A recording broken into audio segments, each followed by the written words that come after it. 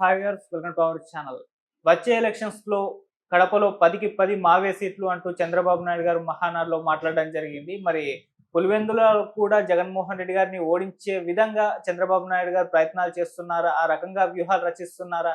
నిజంగా 10కి 10 గెలిచే అవకాశం ఇప్పుడు కడపలో కనిపిస్తుందా? అక్కడ పరిస్థితులు ఏ విధంగా ఉన్నాయి? ఇప్పుడు ఇదే అంశం మీద డిస్కస్ చేయడానికి ప్రజెంట్ మనతో పాటు సీనియర్ జర్నలిస్ట్ అరవింద్ కొల్లి గారు ఉన్నారు. వారిని అడిగి తెలుసుకునే ప్రయత్నం అయితే చేద్దాం. సార్ నమస్కారం సార్. సార్, కడపలో 10కి 10 మావే అన్నారు. మరి ఆ పరిస్థితి కడపలో ఉంది అంటారా? ముఖ్యంగా పులివెందులో జగన్మోహన్ రెడ్డి గారు ఉన్నారు కాబట్టి మరి ఆ సీట్ ఏమన్నా ఓడించే ప్రయత్నాలు ఏమన్నా చేస్తున్నారా? 2019లో మెజారిటీ సీట్లు గెలుస్తాం, కడపలో కూడా మేమే గెలుస్తాం, కడప ప్రజలకు కూడా పథకాలు ఇస్తున్నాం, కడప ప్రజలకు రోడ్లు వేస్తున్నాం అని లోకేష్ మాట్లాడిన మాటలు కానీ, లోకేష్ మాటల ఆధారంగా ఆ పార్టీలో కొంతమంది నాయకులు చేసినటువంటి ప్రసంగాలు. ఇక ఆ తర్వాత వైనాట్ 175 అని జగన్మోహన్ రెడ్డి చేసినటువంటి ఊదరగొట్టినటువంటి ప్రచారం కానీ, ఈ రెండు గుర్తురాట్లే 10కి 10 అంటే. అంటే అదే సందర్భంలో పార్టీల బలాబలాలు, మిగతా విషయాలు, కూటమితో ఉన్నటువంటి సఖ్యత ఇంకా పెరగటం, ఇవి కనుక సాధ్యమైతే మెజారిటీ సీట్లు మళ్ళీ కైవసం చేసుకుంటాము అనేటటువంటి కాన్ఫిడెన్స్ ఉండటం తప్పు కాదు.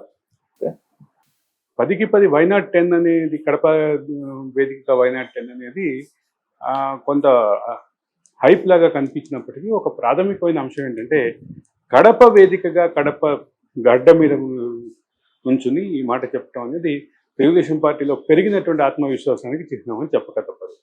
పెరిగిన ఆత్మవిశ్వాసంతో పాటు మరోపక్క వైసీపీ టార్గెట్ చేసి, వైసీపీలో ఉన్నటువంటి వ్యక్తి శక్తులు అందరినీ బలహీనం చేసి, విజయసాయిరెడ్డి దగ్గర నుంచి మొదలు పెడితే అందరినీ బలహీనం చేసి, ఏదైతే రాజకీయ వ్యవహారం నడుస్తుందో, రాజకీయ మార్పులు నడుస్తున్నాయో, ఆ రాజకీయ మార్పులను చూసినా కానీ అదే రకమైనటువంటి అభిప్రాయం, అదే రకమైనటువంటి నమ్మకం టీడీపీలో ఉండొచ్చు.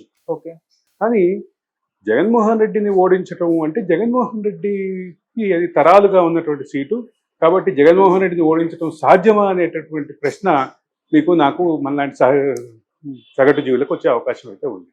అయితే జగన్మోహన్ రెడ్డిని ఓడించే అవకాశాలు, జగన్మోహన్ రెడ్డిని టార్గెట్ చేసి పనిచేసినటువంటి రాజకీయాలు చూస్తే మాత్రం ఇది ఎక్కడో కొంత పాజిబిలిటీ, కొంత సంభావ్యత అయితే కనిపిస్తోంది. పాజిబిలిటీ ఏదైతే ఉందో ఆ పాజిబిలిటీకి ఇప్పుడున్నటువంటి దాంట్లో కాన్ఫిడెన్స్ పెరుగుతుందా, భవిష్యత్తులో ఎట్లా ఉంటుంది? రెండోది, జగన్మోహన్ రెడ్డి చుట్టూ ముగుస్తున్నటువంటి న్యాయపరమైనటువంటి చిక్కులు, వీటి ప్రభావం రాజకీయాల మీద ఎట్లా ఉంటుంది, ఎన్నికల మీద ఎట్లా ఉంటుంది? రెండోది, అసలు జగన్మోహన్ రెడ్డిని డిజోన్ చేసుకోవడానికి పులివెందుల ప్రజలకు సిద్ధంగా ఉన్నారా? ఆ రాజకీయ పొలిటికల్ హెరిడిటీని వదిలిపెట్టుకోవడానికి, ఆ అటాచ్మెంట్ని వదులుకోవడానికి సిద్ధంగా ఉన్నారనేది ఖచ్చితంగా చర్చ అయితే ఉందన్నమాట వాస్తవం. ఈ మొత్తం దీంట్లో ఒకటైతే ప్రధానమైన అంశం, నేను ఇందాకే చెప్పినట్లుగా అధికార పార్టీకి, కూటమికి పెరిగినటువంటి విశ్వాసానికి ఇది ప్రతీకగా చెప్పాలి. అదే సందర్భంలో సాధ్యం కాదా? రెండోది, జగన్మోహన్ రెడ్డి తన ప్రచారాన్ని తిప్పికొట్టి బలంగా నిలబడగలరా అనేది కూడా ప్రశ్నార్థకమే. అది ఖచ్చితంగా డిబేటబుల్ టాపిక్. ఏం జరుగుతుంది అనేది మనం భవిష్యత్తులో రాజకీయ తెర మీద చూస్తాం. అయితే జగన్మోహన్ రెడ్డికి వెన్నంటి ఉన్నటువంటి అనేక మంది శక్తులు, అనేక మంది వ్యక్తులు, అనేక సామాజిక వర్గాలు జగన్మోహన్ రెడ్డికి దూరం అవుతున్నాయి అనేటటువంటి విస్తృత చర్చ నేపథ్యంలో ఇదైతే మాత్రం ఖచ్చితంగా ప్రాబబిలిటీ అయితే క్లియర్. ఆ ప్రాబబిలిటీ పెరుగుతుందా, తగ్గుతుందా? అసలు అంటే ఎప్పుడు ప్రత్యర్థికి ఎక్కడ దరిదాపులో కూడా తెలుగుదేశం పార్టీ నుంచి గట్టి పోటీ ఇవ్వలేనటువంటి పరిస్థితి కూడా పులివెందుల్లో చూసాం మనం. పులివెందులో గెలవటం పక్కన పెడితే పులివెందులో గట్టి పోటీ ఇవ్వని పరిస్థితి కూడా చూసాం.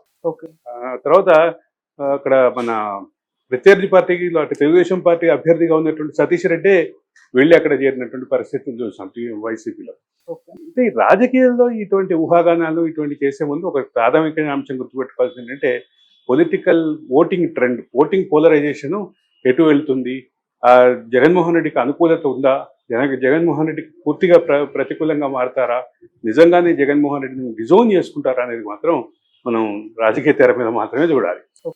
ఇటు పక్క జగన్మోహన్ రెడ్డి గారు కూడా ఈ స్థాయిలోనే కాన్ఫిడెంట్ గా ఉన్నారు సార్. అంటే ఆయన ఎలా ఉన్నారంటే, ఎలక్షన్స్ వస్తే ఇక మాదే అధికారం, ఎలక్షన్స్ రావడమే ఆలస్యం, ఆ తరహానే ఆయన కామెంట్స్ అయితే ఇంకా వినిపిస్తుంది. ఇంకా దాదాపు 4 సంవత్సరాలు 4 సంవత్సరాలు ఉంది. సో ఇప్పుడే ప్రిపేర్ 4 అయిపోయారు. సంవత్సరాల నుంచే రాజకీయాల్లో వచ్చే 2019లో ఎవరు వస్తారు ఏంటి, 2019లో పనిచేసే అంశాలు ఏంటి, 2019లో కూటమి ఏంటి, కూటమి నిలబడుతుందా, కూటమి బలోపేతం అవుతుందా, కూటమిలో విభేదాలు వస్తాయా, కూటమిలో పార్టీల మధ్య సీట్ల పంపకం నుంచి అన్ని విషయాలు ఆంధ్రప్రదేశ్లో విస్తృతంగా చర్చలో ఉన్నాయి. అవును.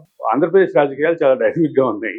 ఆంధ్రప్రదేశ్ రాజకీయాల్లో ఉన్నటువంటి డైనమిజం ఆంధ్రప్రదేశ్ ఓటింగ్ ఎట్లా ఉంటుంది, అప్పటికి ఓటింగ్తో పాటు ఓట్ల పోలరైజేషన్ ఎట్లా ఉంటుంది, సామాజిక సమీకరణాలు ఎట్లా పనిచేస్తాయి, సామాజిక సమీకరణాలతో పాటు ఈలోపు కూటమి ఏవైతే హామీలు ఇచ్చిందో, ఎన్నికల ముందు ఇచ్చినటువంటి హామీలు, ఆ హామీల అమలు ఆచరణ, వాటి ఫలితాలు, దీంతో పాటు గతంలో జగన్మోహన్ రెడ్డి పాలన మీద ఏదైతే కొంత భయం ఉండిందో, ముఖ్యంగా ఆస్తి హక్కు మీద, అదైతే ల్యాండ్ టైటిలింగ్ యాక్ట్ ఉందో, ల్యాండ్ టైటిలింగ్ యాక్ట్ మీద ఉన్నటువంటి వ్యతిరేకత, ఇవన్నీ కూడా రాజకీయ పరమైనటువంటి పోలరైజేషన్ ఎటు తీసుకెళ్తాయి అనేది చూడాలి.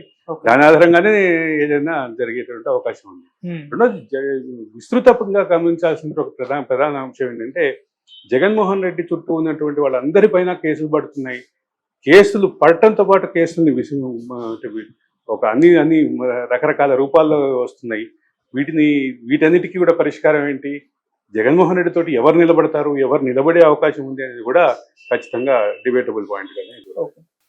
సరే, 2019 ఎలక్షన్స్ కంటే ముందు కూడా కుప్పంలో మేము చంద్రబాబు నాయుడు గారిని ఓడిస్తాం అని కూడా వీళ్ళు వైసీపీ వాళ్ళు పెద్ద ఎత్తున ప్రచారం 2019లో అన్నారు, 2024లో అన్నారు, 24లో అన్నారు. గెలిచిన వాళ్ళు అంటే మా లీడర్ ని గెలిపిస్తే మంత్రి పదవి ఇస్తామని కూడా అటువంటి హామీ కూడా ఇవ్వడం జరిగింది. రిటైర్డ్ సివిల్ సర్వెంట్ ఆయన పోటీ చేస్తే, ఆయన కనుక గెలిపిస్తే ఆయనకి నేను మంత్రి పదవి గ్యారంటీగా ఇస్తాను అని చెప్పి ప్రధానమైనటువంటి మంత్రి పదవి ఇస్తాను కూడా చెప్పారు. చెప్పినటువంటి విషయం వాస్తవం. జగన్మోహన్ రెడ్డి అక్కడికి వెళ్ళి కుప్పంలో బహిరంగ సభ పెట్టి ప్రతిపక్షంలో ఉన్నప్పుడు చెప్పారు. ఆ తర్వాత అధికార పక్షంలో ఉన్నప్పుడు కూడా ఏమి ఇంకా తగ్గల, డోస్ పెంచారు తప్ప తగ్గించదా. కుప్పంలో ఒక ఇరిగేషన్ ప్రాజెక్ట్ పెట్టాము, మేము నీళ్లు తెచ్చాము అని చెప్పి ప్రచారం కూడా చేసుకున్నారు. ఇవన్నీ ఏంటంటే ఒకటైతే క్లియర్, ఓట్ల పోలరైజేషన్కి ప్రభావితం చేసేటువంటి అంశాలే ఉంటాయి. వాటి ఆధారంగానే ఇది జరుగుతుంది. జగన్మోహన్ రెడ్డి అక్కడికి వెళ్ళి పులివెందుల్లో సరే కుప్పంలో నేను మా అభ్యర్థిని గెలిపిస్తా అన్నట్టు ఇవాళ కడప వేదికగా మొత్తం 10 మేము గెలుస్తామని చెప్పారు. వీటి వైపులో ఉన్నటువంటి కాన్ఫిడెన్స్, తెలుగుదేశం పార్టీ కాన్ఫిడెన్స్ అయితే క్లియర్గా కనిపిస్తుంది. అదే సందర్భంలో మీరు అన్నట్టుగా వైసీపీ సైడ్ నుంచి కూడా అదే రకమైన కాన్ఫిడెన్స్, మేము తిప్పి కొడతాం, ఈసారి మేము ఖచ్చితంగా మేము అధికారం చేపడతాం అనేటటువంటి క్లియర్ కనిపిస్తుంది. కానీ ఈ మొత్తం చర్చలో ఒకటి గమనించాల్సింది ఏంటంటే, ఆంధ్రప్రదేశ్ రాజకీయాల్లో ఆంధ్రప్రదేశ్ ఎలక్షన్స్ ఇంకా 4 సంవత్సరాలు ఉన్నాయి. 3.5 సంవత్సరాలు దాదాపు సుమారుగా అటు ఇటుగా తెలంగాణ ఎలక్షన్స్, 4 సంవత్సరాలు ఆంధ్రప్రదేశ్ ఎలక్షన్స్. ఒకవేళ జమిలీ ఎన్నికలు వచ్చినా ఇంకొక 2 సంవత్సరాల్లో వచ్చే అవకాశం. ఈ మొత్తం మీద ఒకటి ప్రాబబిలిటీ క్లియర్గా మాట్లాడుకోవాలంటే, ఎన్నికల్లో కూటమి బలోపేతం, అదే సందర్భంలో సమీకరణం, ఓట్ల సమీకరణాలు, ఓట్ల పోలరైజేషన్, వీటి ఆధారంగానే డెసిషన్ చూడాలి. ప్రజలు దాన్ని ఆడి అప్పుడే తెలుస్తుంది. అంటే సార్, వీళ్ళ కంచుకోట్లు ఉంటాయి కదా, ఇప్పుడు కుప్పం చంద్రబాబు నాయుడు గారికి, పులివెందుల జగన్మోహన్ రెడ్డి గారికి, వీటిని అసలు బ్రేక్ చేయడమే అసాధ్యం అని అనుకోవచ్చా సార్? ఇంతకుముందు జరిగిన సందర్భాలు, గతంలో ఇట్లాంటి సందర్భాలు కొన్ని చూస్తే ఉన్నాయి. అంటే ఒక ప్రముఖ వ్యక్తులే తమ స్థానాన్ని కోల్పోయినటువంటి పరిస్థితులు చూసాం. అంటే ఒక ప్రభావశీలమైనటువంటి యాక్టర్గా, ఒక బలమైనటువంటి రాజకీయ నాయకుడుగా, బలమైనటువంటి వ్యక్తిగా ఉన్నటువంటి ముఖ్యమంత్రిగా ఉన్నటువంటి ఎన్టీఆర్ ఒక సీట్లో ఓడిపోయారు. తర్వాత ఇందిరాగాంధీ ఒక సీట్లో ఓడిపోయారు, రాయ్బరేలీ, ఒక పవర్ఫుల్ లీడర్. అట్లా మొదలుపెట్టి చూస్తే చాలా మంది ఉన్నారు, తెలుగు నేల మీద కూడా ఉన్నారు. అంటే గ్యారంటీగా గెలుస్తారు అనుకున్నటువంటి సీట్లో కూడా ఓడిపోయినటువంటి పరిస్థితులు అయితే ఉన్నాయి. రేర్ కండిషన్స్ లోనే జరుగుతుంది. అంటే ఇన్నాళ్ళు ఓటమి లేదు నాకు అని ఏదైతే అనుకున్నారో అట్లా విరవిగిన వాళ్ళు చాలా మంది ఇబ్బందికరమైన పరిస్థితులు చూసాం, ఫలితాలు అయితే చూసాం. Right sir, thank you so much sir.